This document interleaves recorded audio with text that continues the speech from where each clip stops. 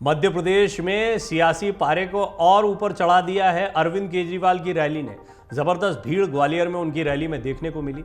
अब ग्वालियर बहुत ही दिलचस्प है। देखिए, मध्य प्रदेश में अरविंद केजरीवाल बीजेपी और कांग्रेस दोनों के सामने चुनौती पेश कर रहे हैं।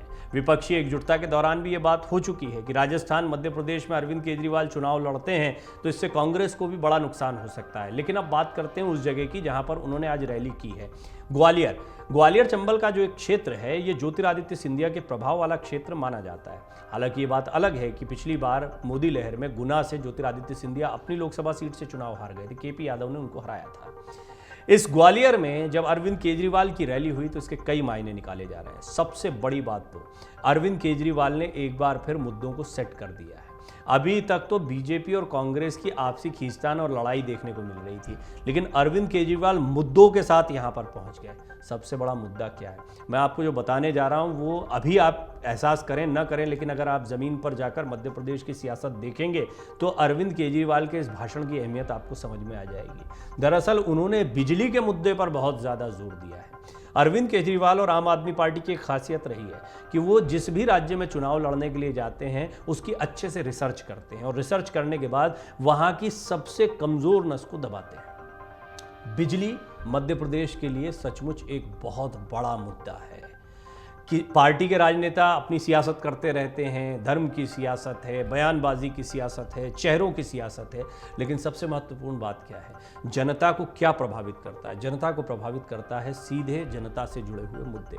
अरविंद केजरीवाल का आज भाषण कई मायनों में बहुत अहम माना जा सकता है। ये इसलिए अहम है क्योंकि आज उन्होंने एक भाषण, उनका अंदाज वही था। ऐसा भी नहीं है कि उन्होंने गुजरात में या अन्य जगहों पर इसी अंदाज में भाषण ना दिए हों, यही मुद्दे ना रखे हों, लेकिन उन्होंने आज प्राथमिकता से बिजली के मुद्दे को जिस तरीके से उठाया और उसके बाद में फ्री की रेवड़ी। उन्होंने ये भी कहा कि प्रधानमंत्री मुझसे बहुत गुस्सा हो गए। इस बात को बड़े खुले मन से कहा, बहुत करारे तीखे प्रहार किए हैं। एक बार फिर प्रधानमंत्री की पढ़ाई लिखाई पर उन्होंने प्रश्न चिन्ह खड़ा किया। उन्होंने कहा कि मैंने इंटरव्यूज में देखा है कि वो तो गांव के स्कूल तक पढ़े हैं और क्या आज के दौर में ऐसा प्रधानमंत्री होना चाहिए जो पढ़ा लिखा नहीं है। उन्होंने भ्रष्टाचार के गंभीर आरोप लगा दिए। उन्होंने ये कह दिया कि आपसे टैक्स लिया जा रहा, हर चीज पर टैक्स लिया जा रहा है और उसके बाद में इससे जो सरकार का खजाना भरता है उस खजाने की लूट चल रही है। अपने मित्रों में इस खजाने के पैसे को बांट दिया जा रहा है। इस तरह के गंभीर आरोप भी लगाए। पूरे भाषण में पूरी तरीके से अरविंद केजरीवाल के निशाने पर भारतीय जनता पार्टी थी। होना भी चाहिए। केंद्र में बीजेपी की सरकार है और दूसरी तरफ अगर राज्य में देखें तो यहाँ भी शिवराज सिंह चौहान की सरकार है। हालांकि मुकाबला उनका दोनों पार्टियों से है जब तक कि महागठबंधन की तस्वीर साफ नहीं हो जाती या कोई सीटों का समीकरण आपको नहीं देखने को मिलता है मध्य प्रदेश और राजस्थान में। क्योंकि ये भी उम्मीद जताई जा रही है कि अब जो बैठक बेंगलुरु में होने वाली है विपक्षी एकजुटता की, जिसके बारे में शरद पवार ने जानकारी दी थी, उसमें आम आदमी पार्टी का रुख क्या रहेगा और कांग्रेस के प्रति क्या नरम रुख रहे, या कांग्रेस को भी 2 कदम आगे आना होगा।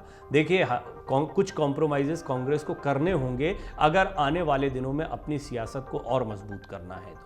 और यदि कांग्रेस अपने दम पर आगे बढ़ती है तो उसको दोहरी चुनौती मिलेगी। विपक्षी एकजुटता के कई महत्वपूर्ण चेहरे हैं जिनसे उम्मीद तो लगाई जा रही है, लेकिन वो भी अगर सामने खड़े होते हैं तो गुजरात जैसा हश्र भी हो सकता है जहां पर आम आदमी पार्टी कांग्रेस आपस की लड़ाई, बीजेपी की ऐतिहासिक जीत। तो इस बात को भी विपक्षी एकजुटता के तमाम राजनीतिक दल जानते हैं, चाहे वो तृणमूल कांग्रेस हो, चाहे वो आम आदमी पार्टी हो, चाहे वो कांग्रेस खुद क्यों ना हो, क्योंकि कांग्रेस को यहां पर बहुत कुछ स्टेज पर रखना पड़ सकता है। कांग्रेस के पास देने के लिए बहुत कुछ है तो इस लिहाज से खोने के लिए बहुत कुछ है। खैर, एक बार फिर लौटते हैं अरविंद केजरीवाल के उस भाषण पर जहां उन्होंने बिजली के मुद्दे को उठाया। बिजली की यूनिट्स को लेकर उन्होंने जब बात की तो ये मध्य प्रदेश में अगर आप स्थानीय स्तर पर जाएंगे, लोगों से बात करेंगे तो बिजली के भारी बिल उनके लिए गंभीर समस्या बने हुए हैं। ऐसे में जब वो दिल्ली और पंजाब के मॉडल को यहाँ पर रखते हैं और वो सीधे कहते हैं कि हम मुफ्त में बिजली दे रहे हैं, और वो खुले तौर पर ये भी कहते दिखाई दिए कि मुझसे नाराजगी इस बात पर जताई जा रही कि मैं फ्री में रेवड़ी बांट रहा हूं, तो वो खुलकर यहां पर बोले कि जी हां, मैं मुफ्त में रेवड़ी बांट रहा हूं, ये खुलकर आपको कहता हूं। और आपको भी रेवड़ी चाहिए या नहीं चाहिए, ग्वालियर में लोगों से उन्होंने पूछा। यहां पर उनके कार्यकर्ता और समर्थक भी निश्चित तौर पर बड़ी तादाद में मौजूद थे। सबने हाँ में काफी जोर से आवाज लगाई।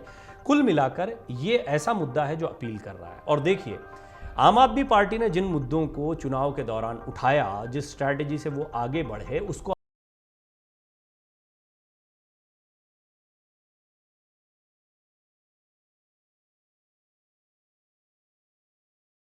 पहले से आम आदमी पार्टी ने लागू की, उसका असर देखने के बाद अब बड़े राजनीतिक दल भी उसी दिशा में या उसी अंदाज में आगे बढ़ रहे हैं। कुछ योजनाएं बनाई जा रही हैं, लेकिन बिजली के मुद्दे को लेकर एक ऐसा तार छेड़ दिया अरविंद केजरीवाल ने जो आने वाले दिनों में मध्य प्रदेश की सियासत में जमकर गूंजने वाला है सभी राजनीतिक दलों की तरफ से।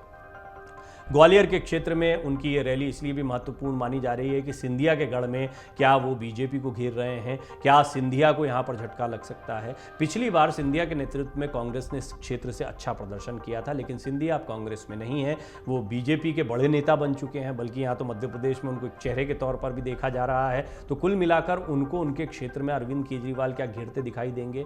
कांग्रेस यहाँ पर कमजोर पड़ सकती है क्योंकि ज्योतिरादित्य सिंधिया ही सबसे बड़ा चेहरा थे, तो ऐसे में क्या कांग्रेस अरविंद केजरीवाल को भी सपोर्ट करेगी, यहाँ पे इनके कोई समीकरण बनेंगे। हालांकि दिग्विजय सिंह से कहा गया कि आप चुनाव लड़ेंगे, वो कहते हैं मेरा तो मैं ये मेरी सीट है नहीं, मैं राज्यसभा का सदस्य हूँ, लड़ने वाली कोई बात नहीं, फिर भी पार्टी जो कहेगी वो करूंगा। ज्योतिरादित्य सिंधिया से पूछा गया तो उन्होंने कह दिया कि स्वागत है अगर लड़ने आ जाए तो। ये सारी बातचीत चल रही है, लेकिन इसके बावजूद अगर आप जमीनी सियासी समीकरण को समझेंगे, केपी यादव जिन्होंने हराया था गुना से ज्योतिरादित्य सिंधिया को, बीजेपी के सांसद हैं, उनकी नाराजगी है, एक रणनीति चल रही है, कुछ समर्थक भी सिंधिया के जो हैं वो धीरे धीरे कांग्रेस में गए हैं। इस सब के बावजूद ग्वालियर में ज्योतिरादित्य सिंधिया की पकड़ से इनकार नहीं किया जा सकता है, और इस मजबूत गढ़ में अरविंद केजरीवाल का रैली करना बताता है कि वो किस पुरजोर तरीके से मध्य प्रदेश के चुनाव में उतरने जा रहे हैं। बिजली के अलावा उन्होंने ये तक कह दिया कि हाँ, मैं फ्री में रेवड़ी बांटता हूँ और सिर्फ बिजली में नहीं बांटता हूँ, मैं स्वास्थ्य, पानी और स्कूलों की बात, उन्होंने शिक्षा, स्वास्थ्य और बिजली पानी, ये जो चार बड़े मुद्दे हैं इनको काफ़ी पुरजोर तरीके से उठाया है, और एक बार फिर मध्य प्रदेश की सियासत में कुछ ज़मीनी मुद्दों के साथ, जनता से जुड़े मुद्दों के साथ में वो उतर कर आए। ये देखना बहुत दिलचस्प होगा कि अरविंद केजरीवाल मध्य प्रदेश में किस तरीके से चुनाव लड़ते हैं। मध्य प्रदेश में ये भी कहा जा रहा है कि एक विकल्प की संभावना बनती है। कांग्रेस और बीजेपी, इनकी आपसी लड़ाई जो चलती रही है उसके बीच में मुद्दे कहीं खो गए हैं। एक बार कांग्रेस, एक बार बीजेपी, ये चलता रहा, और उसके बाद में जिस तरीके से कांग्रेस में फूट हुई उससे कांग्रेस के कई कार्यकर्ता निराश हुए, नाराज हुए, लेकिन जनता पर इसका क्या असर पड़ता है ये भी देखने जैसा है। यूं तो संघ की प्रयोगशाला कहा जाता है मध्य प्रदेश को, बीजेपी के लिए सबसे मजबूत गढ़ के तौर पर देखा जाता है। शिवराज सिंह चौहान लगातार मुख्यमंत्री बनते आ रहे, बहुत शक्तिशाली मुख्यमंत्रियों में अब उनको गिना जाता है क्योंकि मध्य प्रदेश में उनकी पकड़ बनी रही है। इस सब के बावजूद वहां पर अभी तक कोई ऐसा विकल्प नहीं आया था आम आदमी पार्टी की तरह। ऐसा नहीं है कि कोई और राजनीतिक दल यहाँ से ना लड़ता हो। बहुजन समाज पार्टी ने भी कई ऐसे सीमावर्ती इलाकों में चुनाव लड़ा जहाँ जो यूपी से नज़दीक लगते हैं, वहाँ पर कुछ असर देखने को भी मिलता है। निकाय चुनाव में आम आदमी पार्टी को जो एक सफलता मिली मेयर के तौर पर, उसने भी आम आदमी पार्टी को उत्साहित किया, वो अपने काडर को मजबूत कर रहे हैं। तमाम जगहों पर आप कार्यकर्ता आम आदमी पार्टी के देख पाएंगे, लेकिन अब अरविंद केजरीवाल और उनके साथ में भगवंत मान भी आज यहाँ पर मौजूद थे, तो ये दो बड़े चेहरे हैं। यहाँ पर अरविंद केजरीवाल ने भ्रष्टाचार का मुद्दा जो है वो बीजेपी सरकार के खिलाफ ही खड़ा कर दिया। उन्होंने कहा सरकारी खजाने को दोस्तों में बांटा जा रहा है। बहुत सारे आरोप हैं जो अरविंद केजरीवाल पहले भी लगाते रहे हैं। भगवंत मान एक चेहरे के तौर पर सामने दिखाई दे रहे हैं। भगवंत मान को भी वो अपने साथ तमाम रैलियों में रखते हैं। तो आम आदमी पार्टी अपनी ताकत भी दिखा रही है कि अब हम सिर्फ एक राज्य तक सीमित नहीं है, दो बड़े राज्यों में हमारी सरकार है, और गुजरात में भी उनकी एंट्री हो चुकी, तो मध्य प्रदेश में भी वो इस एक इंप्रेशन के साथ में जा रहे हैं कि आप आम आदमी पार्टी की राजनीति को मध्य प्रदेश में भी स्वीकार करें। अब इस सब में सबसे बड़ी बात यह रही कि उन्होंने मनीष सिसोदिया का मुद्दा भी यहाँ पर उठाया। उन्होंने कहा कि भ्रष्टाचार कोई करता है, और मनीष सिसोदिया जो एक शिक्षक का बेटा है, जो स्कूलों में सुबह उठकर चला जाता था, ऐसी तमाम बातें वो मनीष सिसोदिया के बारे में कहते रहे, उनको जेल में डाल दिया गया है। तो अरविंद केजरीवाल यहाँ सहानुभूति के लिहाज से भी जनता के बीच में दिखाई दिए। देखना होगा रिस्पांस कितना मिलता है, लेकिन ये बात तो तय है कि ग्वालियर में यदि उन्होंने अपनी ये रैली की है, और इतनी बड़ी रैली उनकी जो मध्य प्रदेश में हुई, बहुत ही इंतजार किया जा रहा था कि अरविंद केजरीवाल मध्य प्रदेश में किस तरह से चुनाव प्रचार करते हैं। तो ग्वालियर में इन मुद्दों को उठाना, बीजेपी के खिलाफ उठाना, ऐसा माना जा रहा है कि ज्योतिरादित्य सिंधिया को वो उनके गढ़ में घेरते दिखाई दे रहे हैं। और निश्चित तौर पर आने वाले दिनों में आप अन्य क्षेत्रों में भी अरविंद केजरीवाल की रैलियों को देख पाएंगे। लेकिन सबसे दिलचस्प पहलू ये रहा, जो बहुत प्रभावित करने वाला है, कि अरविंद केजरीवाल ने आज जमीनी मुद्दों को अपनी रैली में पुरजोर तरीके से उठाया।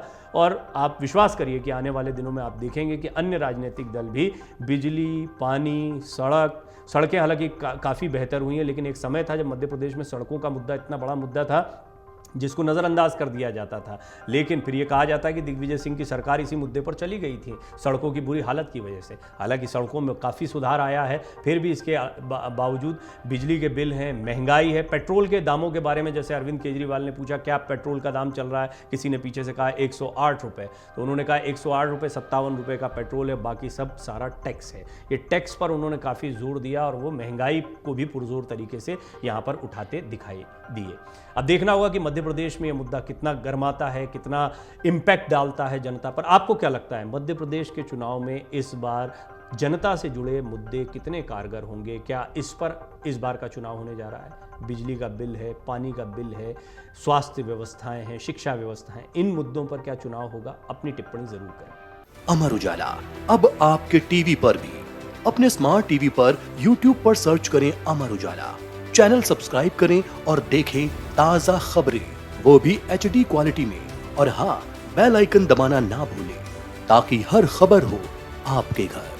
अमर उजाला, निष्पक्ष, निर्भीक, निरंतर।